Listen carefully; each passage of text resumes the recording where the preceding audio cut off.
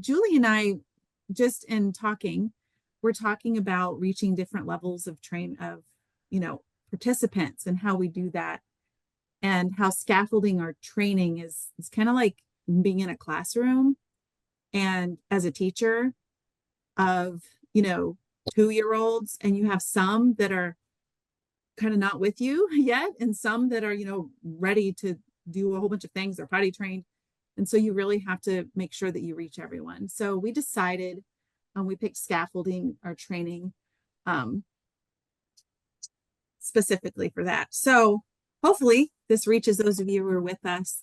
And because we have such a small group, we really hope everybody is excited to step up and talk during the talking spots. So let's go to the next slide and let's talk about what is scaffolding. Okay. So I don't know if y'all know that I like to ride bikes, but my bike is powered. So I push a button with my thumb and it goes zzz. So Ooh, I cool. know, in my world, because I couldn't, okay, I'm not in the best shape. And so I don't want to go taking a 5-mile hike, but I still want to see the beauty, right? So we got these electric bikes, and I get to enjoy the beauty of it. And I go by people that are running, I go by people that are pedaling regular bikes, and it's really a wonderful way. I get to do it because it's what I need, and that's why I like this. So if you look at designing a training, the same way you consider choosing a bicycle for a rider, you'll find you need to have bikes that, you know, you have lots of options. So some people are biking experts and they're in great shape. They don't need the button. There's another kind of bike that it only helps you when you pedal. Those are nice too. Some people struggle with balance and they need 3 wheels, or, you know, like this is a child's bike for. But everyone needs a helmet. So we all have some similarities. When everyone's prepared, then they can all take the journey. So simply put, scaffolding creates a really meaningful experience for everyone in the room. And we're talking about training adults. So, and you are trainers of adults. So today we're going to talk about making the experience that every single person in the room gets what they need out of your training. So you'll know, if you're the trainer and you're aware of all of the different levels that are in that room, you'll know how to build options and aids, you know, into what you're doing that day. And it's just a very important thought to have in your mind. And so that's what we're doing here. So when do you need to scaffold? I I scaffold every time I plan a training, because even if there's programs that I've been doing training for before, staff turnover is so high and there's so many new staff coming in that I have to think about the new people that may not have a lot of experience, and the other people that have heard me talk before know my philosophy, and are really looking for kind of an extension on what we've talked about or what they've had in training before. So Mhm. there's always a broad range of people with experience, lack of experience, high expectations. You really have to think about not only content, but just the way you present, so that visual learners learn and auditory learners learn, and people that need something to do with their hands have toys on the table. I mean, you have to think about so many different personalities and levels of expertise. I'm really glad that you threw in those learning styles in there, because it's not just experience that makes us different and what we need to learn. It's our learning styles also. And those do, you know, like you said, like the aids, that's great. Um, and we are scaffolding. and trying to meet the needs of all of those. And you know, a lot of the trainers that I've talked to, they said that they're doing mostly level 1 and level 2 trainings because of the turnover. So that would be like you guys being put in the very most basic, you know, level of training. Like this is like pretty advanced for trainers, right? All of you are here. I would say this is probably a level, if it's not a real training, but I would say it's probably level 3 or 4, right? It's more advanced. That would be just really boring to go to the base. Yeah. So when you're scaffolding and you're making sure that you can reach everyone, there is a danger. There is a danger that we have to be aware of. So let's talk about first, like what's in it for you. So your scaffolding takes extra thought and effort, and there is that the reason to put all that effort into your content, because being aware of those multiple levels of learners and different needs can being aware is great, but it does cause a danger zone that you might not think of. And the danger zone is overgeneralizing. Okay. In order to make sure everybody is okay, we could overgeneralize, and then nobody is okay. So awareness without really action and planning um, can really water down your training. And training to the least common denominator will frustrate many, and and it's not just that, it's just making it so that like all the effort you put in is not really going to give you a workplace outcome because it's just watered down. Have you ever been in a training that was like old hat? Have you ever had to sit in an old hat training? Yeah, Becky, do you want to come on and tell us how you sound like you were really bored? Yeah. So I'm in the state of Alabama, and I work for a Montessori teacher education program in Kentucky. Mm-hmm. And so it happens a lot in Alabama that you have to complete these set hours, and it's the same thing every single year over and over and over again. And and I've been doing this for over 20 years. And so you disengage. People begin to doodle and might get on their phones, and people are really disengaged. And then it doesn't feel great as a trainer either, Right. because, yeah. So then, because you know you're losing your audience and people are starting to really zone out. So, it's So when definitely disengagement. yeah, yeah. So if they're making it too general, then you're too bored. Exactly, because there's no challenge to it. Do you get It's def any change in your workplace from those trainings?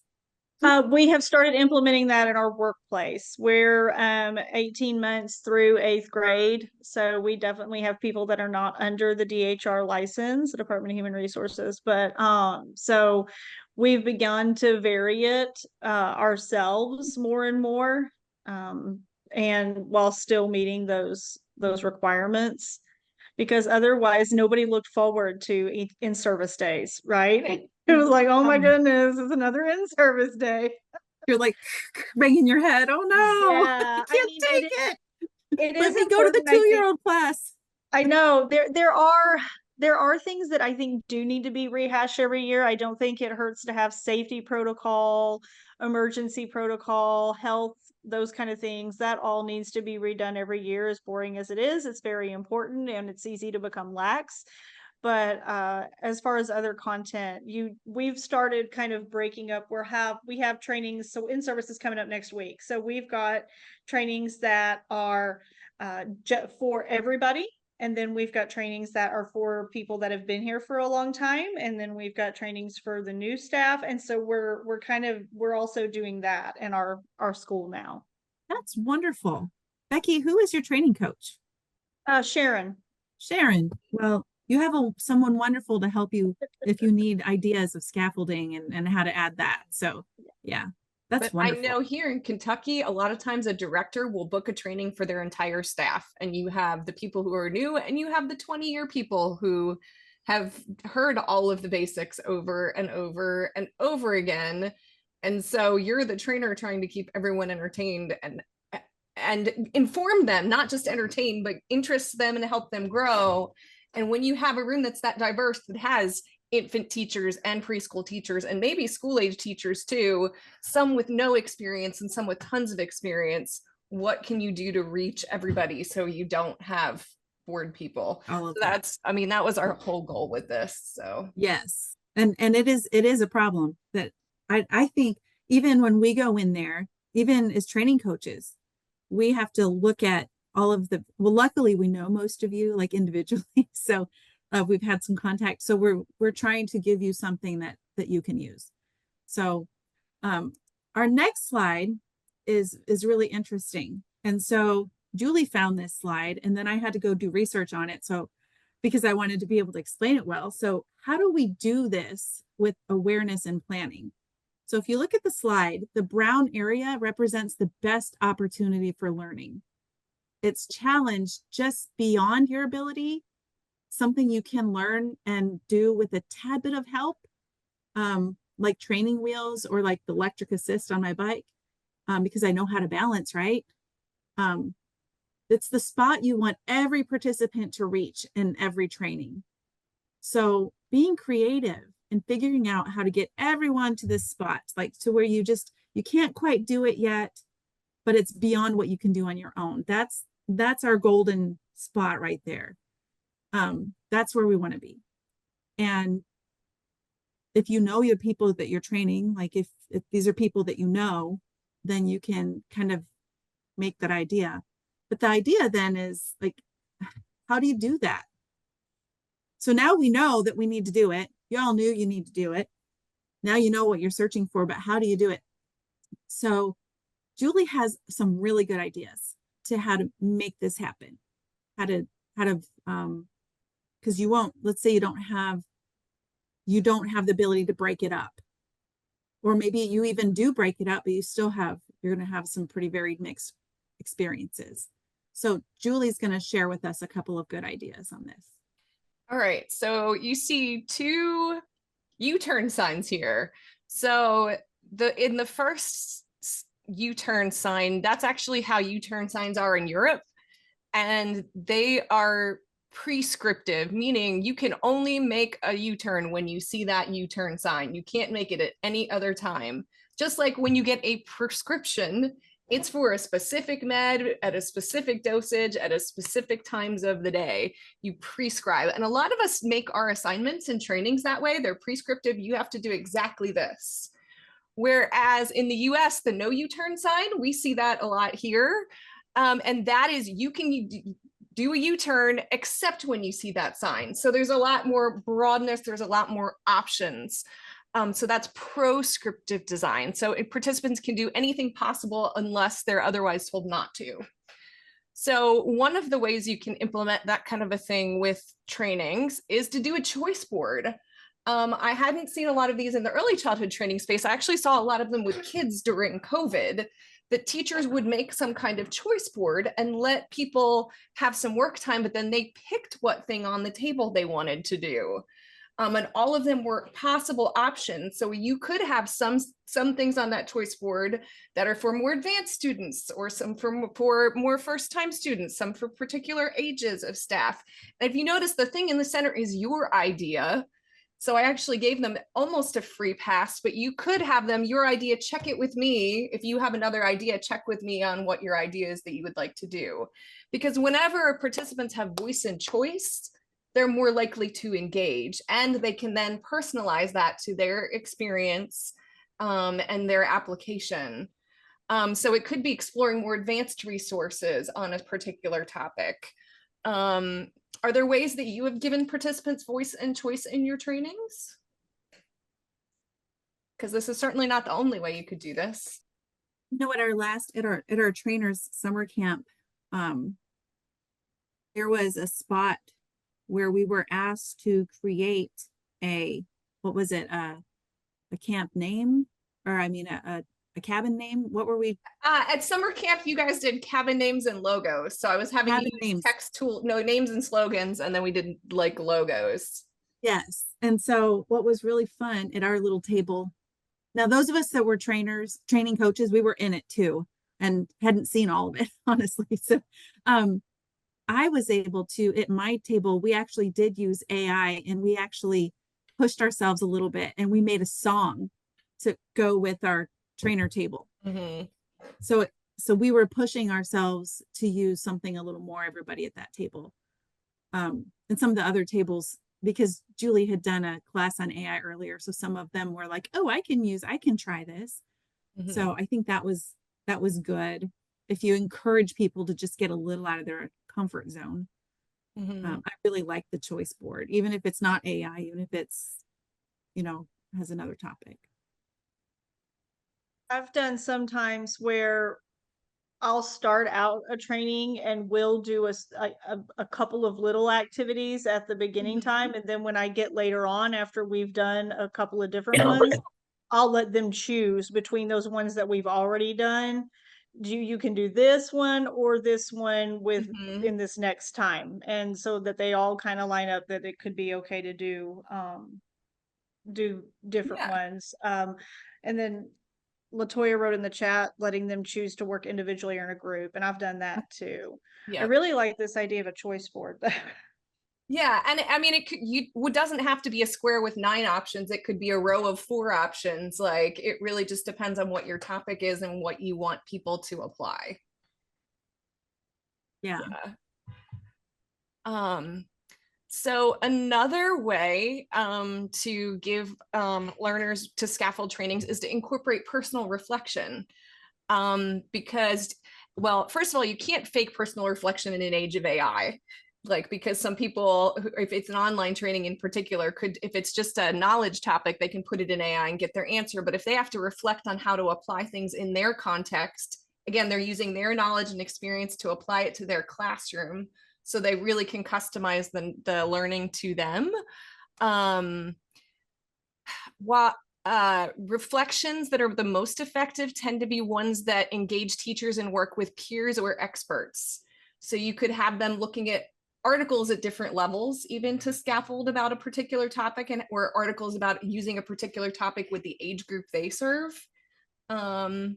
You could also have them engage with their co-teacher or engage with their director or engage with someone else who teaches in a 2-year-old room, or etc., so that they can personalize that. That could be a place where someone with less experience talks to someone with more experience and gets some tips. So they're sharing knowledge with each other.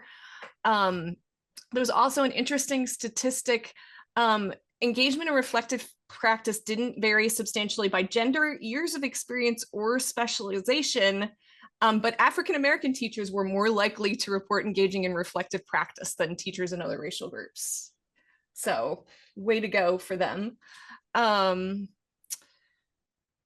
Next slide, using intentional groupings. Another way you could scaffold in trainings is to the way you sort your groups. And you might want to have groups that are based on their level of challenge, or based on their level of education, or based on what they teach. So you could have different activities when you go into small group time that are scaffolded based on the participants' knowledge or experience or classroom. Or you could intentionally have mixed groups where they're getting ideas from different people with different experience. So when you do groups, it doesn't necessarily just have to be whoever sits at a table with each other. You could scaffold the training that way by having either all the infant teachers together and all the preschool teachers together and all the school age teachers together, for example, to work on certain things. Or you could have some more experienced teachers with less experienced teachers to work on some things. So can you think of a scenario where you might use the kind of the dedicated groups versus the mixed groups?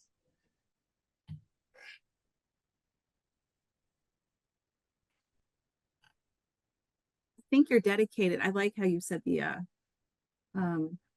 like the teachers that are in, the 2-year-old teachers, they're mixed because they're all working in that same age group. but they're Mhm. not mixed because there's different experience levels in that group, Mhm. but they all have that in common. I think that would be really helpful,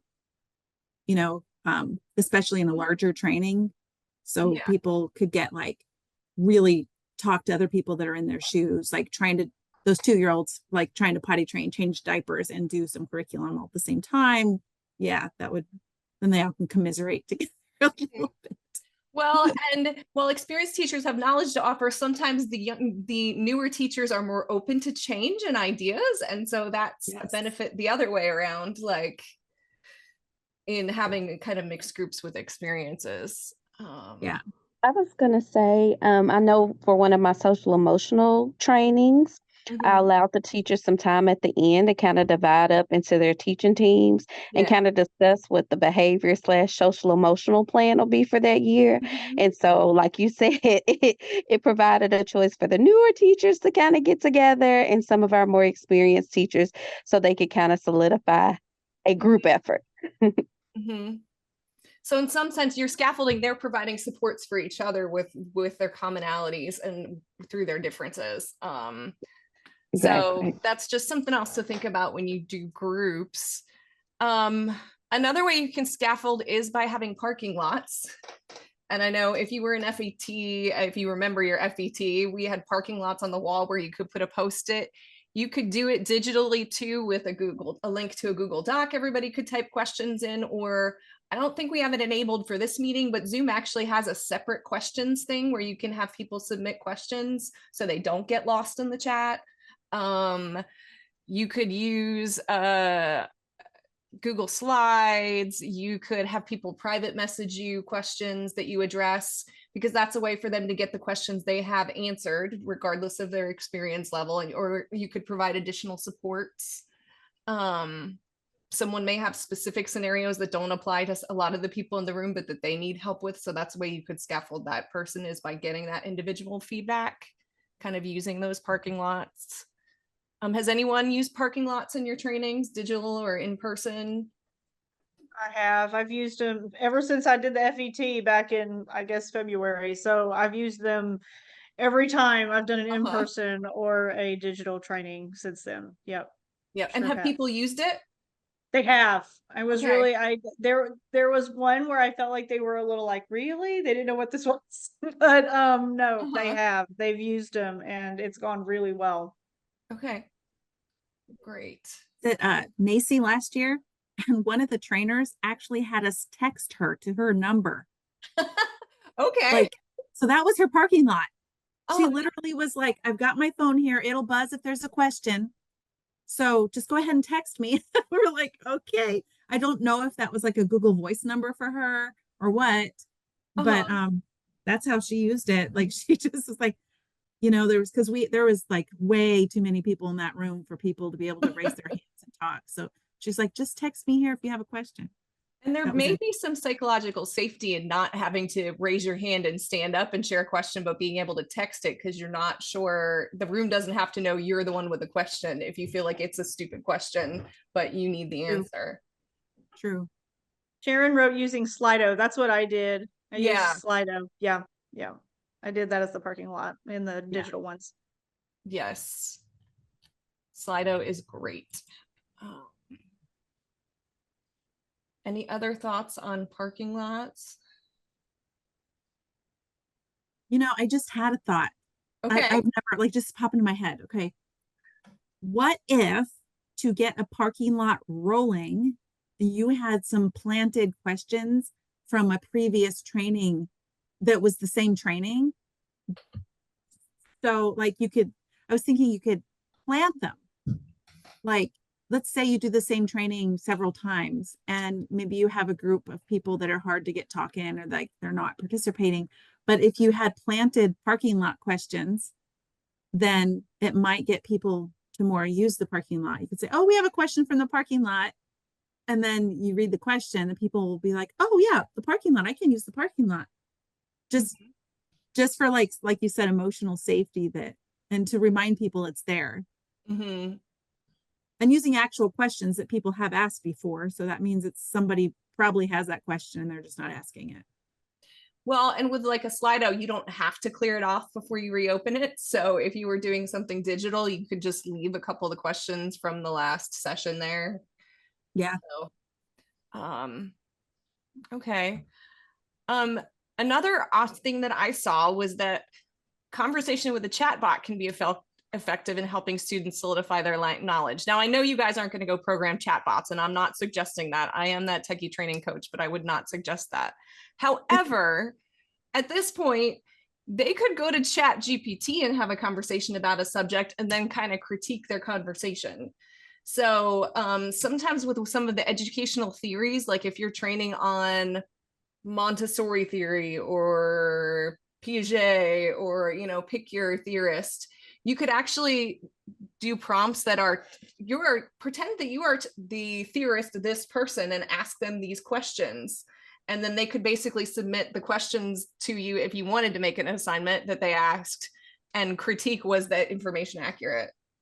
But it gives them a chance to ask questions. You can upload a document and chat with a document at this point with the AI. But it's a reinforcement of the concepts through conversation. You also could have them converse with each other or converse with Julie, you. Do you have, can you quick pull that up so we can play with it for a minute? Could, yeah. Give me 1 second here. Sorry. That's I just okay. think that would be fun. We have a little enough group that we could actually do it. Yeah. Just for a sec. Um, Have any of you tried to talk to AI before? Oh, Becky. Oh, Becky. Oh my goodness. Linda, have you talked to AI before? No. Oh my goodness. This is so fun. When I learned how to do this, I got sucked in. I like used like 3 hours of a work day. I'm like, I need to learn this. And I got sucked in. It was so fun. Latoya says she's done it once. So if Julie can, I put her on the spot, but if she can pull it up. Are you seeing? No, you're not seeing yet. I must have shared just the window and not the screen. Okay, hold on 1 second. I have three monitors. That's a true going friend here. that can just let you be spontaneous, right? Yeah. And now it wants to annotate. But this is really fun. So having the right prompt is really important. Okay. So share. All right. She'll show it to you. Share screen one. Okay. So let's go to Chat GPT. This is fun. All right. Who should we talk to? Who do you guys want to talk to? If you could talk to anybody, who would you talk to? I do Montessori because I'm a Montessori teacher. That's what I do. And so I'm interested to see what, and I'm also a professional writing minor, so I kind of don't really love ChatGPT. I'll be interested to see what it does. Ask him about what? What should we ask him? You want to be general or specific? You can be anything. Ask them about their 4 planes of development, because I'm actually teaching a session on that next week. The 4 planes of development. And explain. Let's see. Explain the 4 planes of development. Yeah, there you go. Okay. And I am going to see if I can zoom my, Can you see that better now? I just zoomed it in.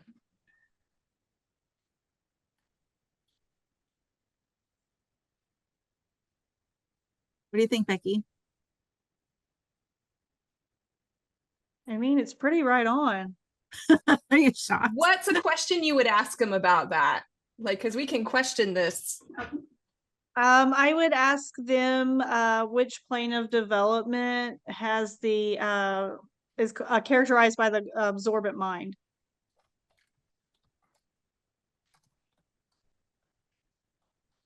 You see how you could use this in a training to help people dig deeper? Like your scaffolding, you're helping them ask the question that they need to have answered. Wow. Yeah. Okay, you guys might have sold me a little bit today. I'm so glad. So you could, people are afraid of this, but it's not that scary at all. It's not. And now you do want to check. So you're a subject matter expert here. So you do want to check.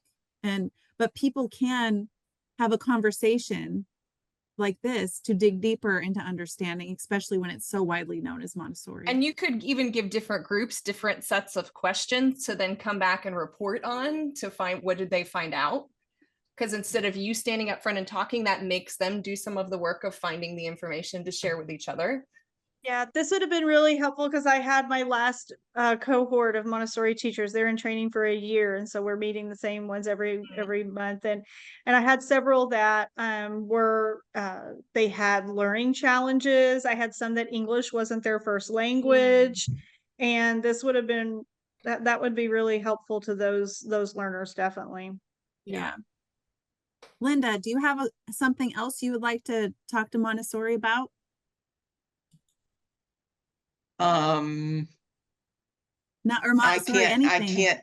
I can't think of anything right now. I'm thinking about all the different aspects of Montessori, but it's I love the Montessori games and the materials that they use in the classrooms.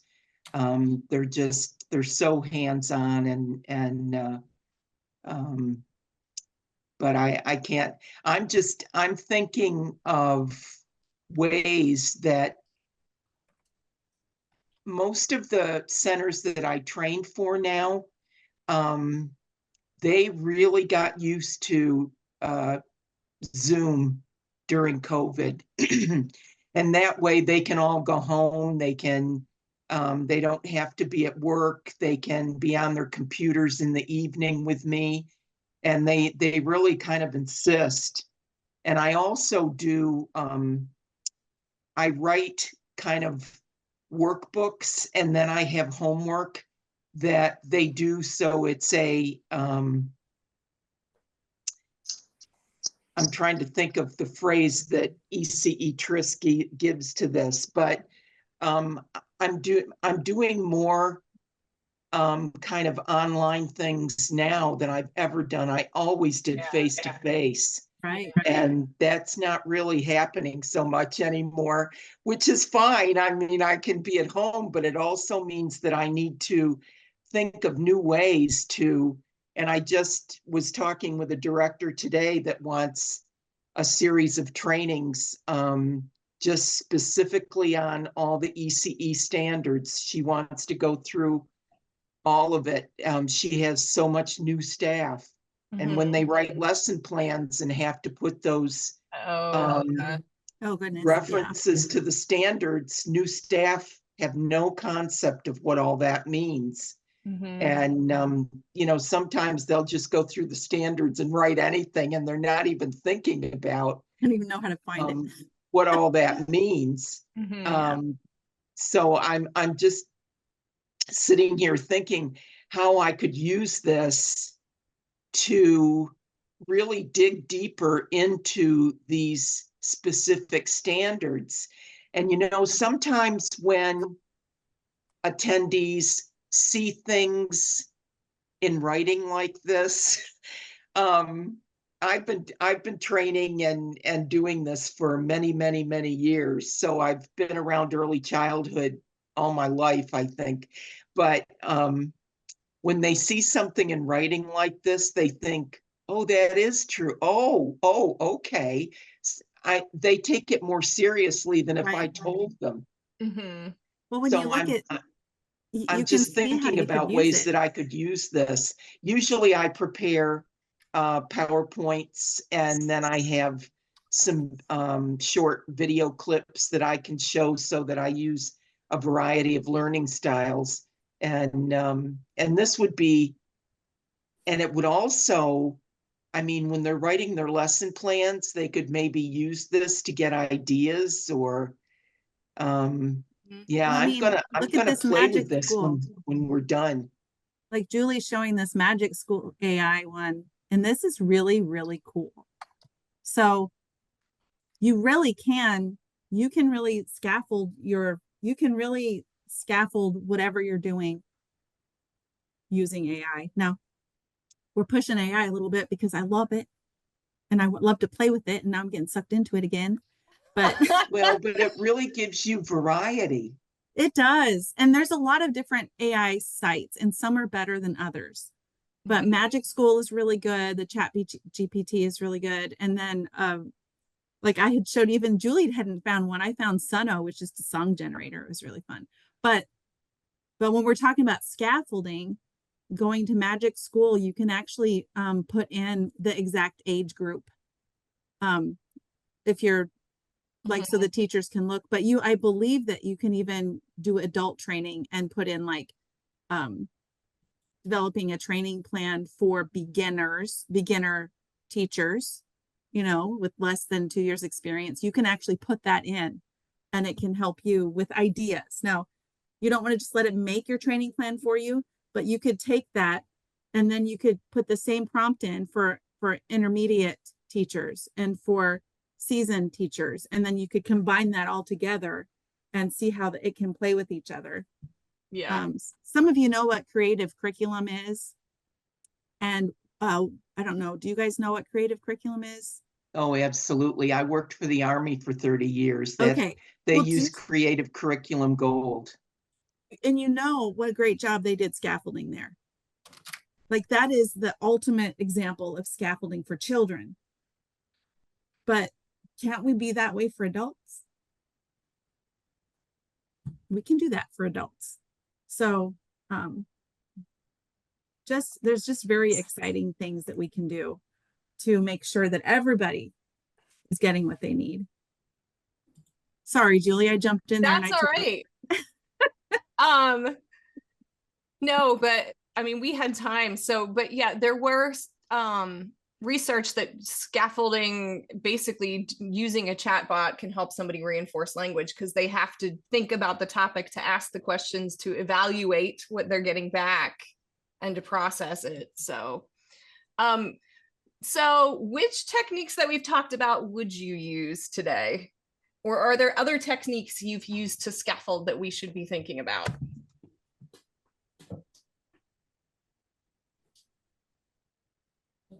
I would definitely use the technology piece, the Chat GPT. I'm like hooked and addicted at this point, typing 8 million questions and trying to focus on what we're doing. So is this your first experience with it? It's my second. And Julie, you are awesome because my first was with you in one of the resources you did at the boot camp for the trainers. Oh, yeah. And so now I'm just like nonstop typing stuff. So I would use it, but I would be very mindful of when I interject this chat because it could go left. Yes. Yeah.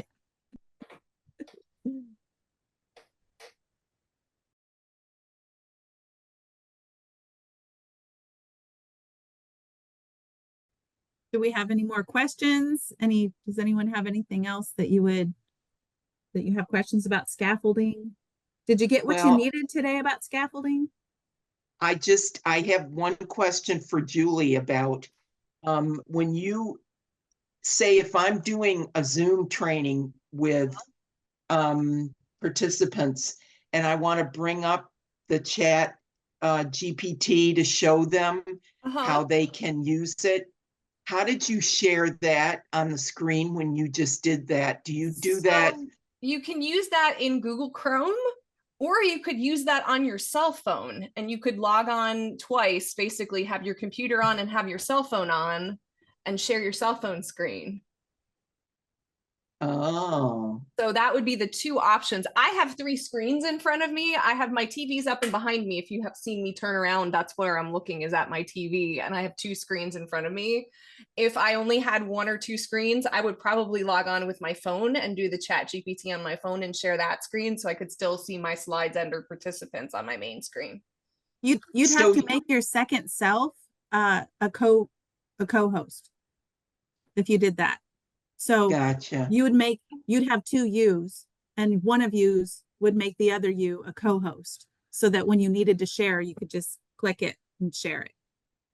And the way that we do our Zooms, we do 2-hour Zooms, and because we do 2 hours to involve other community members, our cooperative extension family and consumer science agent sets up our Zooms through UK. Okay. And then we send out invitations to all the centers to join us. So they set it up and they're the host, and then they turn it over to me. Mm-hmm. Do they make So you the if I, co-host? they make me the host. They Or they make you the host. So you can make other Mhm. people co-hosts as the host then. So you could make Yes. your phone, if you logged on, a co-host. Gotcha. So I would just go into it through with my phone with the same Zoom Like address. ChatGPT has an app, yes. So you could have ChatGPT on your phone and then go into Zoom and share your phone screen. Just Oh, I'll play have with to it. play It's not with as this. complicated Yeah. as it seems. It's not. You could That's log on to a very call with cool. yourself and then with your phone and just to play with it and test it out. But I have a mean, just question. Go ahead when you get a chance. no, I'm just thinking and rambling. You go ahead, Becky. I was gonna ask, because I've had a couple of times where maybe the participants are not necessarily technologically savvy. yes. So how do you, I mean, I don't know, do you read the room? Do you steer You can away do it from with tech? them. Becky, Yeah, you I can mean, do do it with small them. groups, so you have somebody who's tech savvy. If you know you have a few people in the room who could probably do it, you could split them into small groups, and you can allow participant screen sharing. So you could have like several groups, and one person in each is your person who pulls up the tool, and everybody else feeds them questions. Kind of like I did in large group with us when I pulled up ChatGPT. I was like, all right, who should we talk to? What should we talk about? You could do activities that way. And they could really dig if you did have them in, if you were in person, even you had them in groups based on, groups based on similar experiences. You could have them together digging deeper and really getting them to that middle spot where they're learning just a little more, you know? So Mm-hmm. yeah, that would be a good tool to use while you have them in the group. Thanks. That's a good idea. Yeah. Have you ever put questions in that there was no answer for? Candace, Yeah. you just tried to create something. You want to talk about that?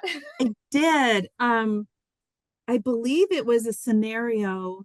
I can't, like they could not produce something that had feelings in the scenario. They could do a regular scenario, but they could not do, I can't remember what was I was trying to pull out. It's things with double meanings. A lot of Yes. it was we were Yes. trying to guess things based on a phrase, but to guess it correctly, you had to understand double meanings. And ChatGPT, I don't think is that far. It's a good creative companion is how I talk about it in my AI training. AI is good at being a creative companion, but it doesn't have discernment. It doesn't have emotions.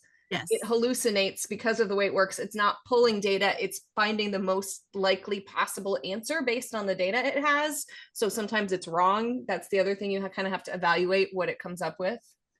Yeah, and that's really good because you have to like, is this right? And you have to agree. But I did get stumped and I was trying to make an AI thing and I was like, oh, this that can do just a basic scenario, but it can't give us the emotion. It can't give us that. So That's it has understandable. limitations. And if it doesn't know, it'll tell you it doesn't know or it can't do it. So yeah, I have run it to its end a couple times.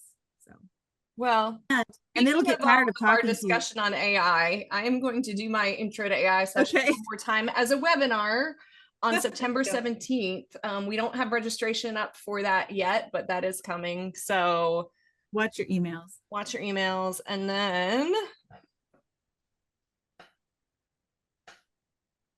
then we have Jenny Tyra is going to be presenting for us on Tuesday, September 24th. And Julie and I saw her present and we just thought she was just really awesome. And so we contacted her and asked her if she'd come talk to our trainers. She was like, sure, I'd love to. So guest speaker next time. So it's not August, it's September. We'll be seeing you again. And that is the QR code for our next trainer connection. And it's just putting your email in there and then so you can get it on your calendar.